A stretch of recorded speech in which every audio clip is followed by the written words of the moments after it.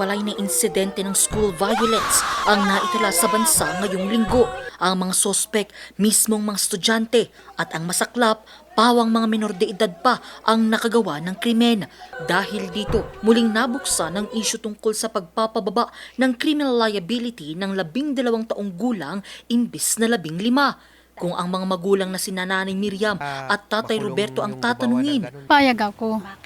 Kasi sa panahon ngayon parang bumabata lahat ng mga marunong ng manakit. Willing naman ako na kahit kamag-anak ko yun, na nakagawa siya ng ganun, pagbayaran niya. Sana bigyan naman yun ng panahon at pagkakataon yung aking panukala. Ni-amend na natin yung juvenile ano na yan. Kasi talagang ang dami na nasa mukha na natin At alam niyo hindi lang dito sa Pilipinas na merong ganyan. Pero ang malaking tanong, tunay nga bang walang parusa sa mga children in conflict with the law?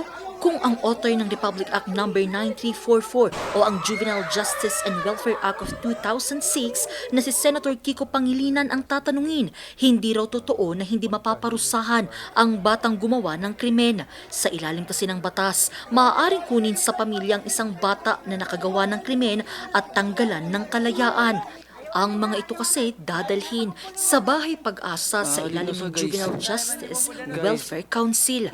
Dito, ang CICL sasailalim sa Intensive Community-Based Intervention.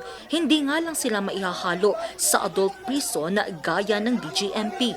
Sa batas ng Juvenile Justice Law, pagka heinous crime ang kaso, ay maaaring minimum of 1 year. Of 1 year ang involuntary confinement. Ibig sabihin nun, hindi papakawalan. Tatanggalin po yung kalayaan nila. Tatanggalin ang kalayaan ng korte, ng mahistrado. Ang minimum 1 year. Pwedeng maging 2 years, pwedeng maging 3 years. Maaari ring maharap ang mga magulang sa kaso kung sakaling mapatunayan ang kapabayaan ng mga ito.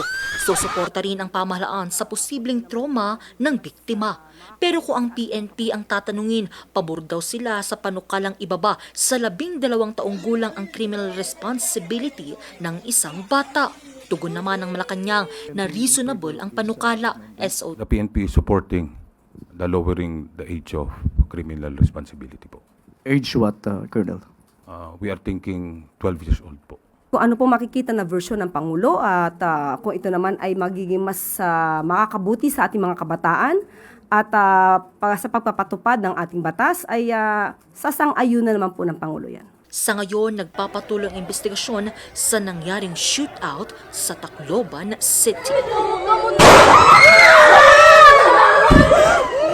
Angel Arquero, RNG News.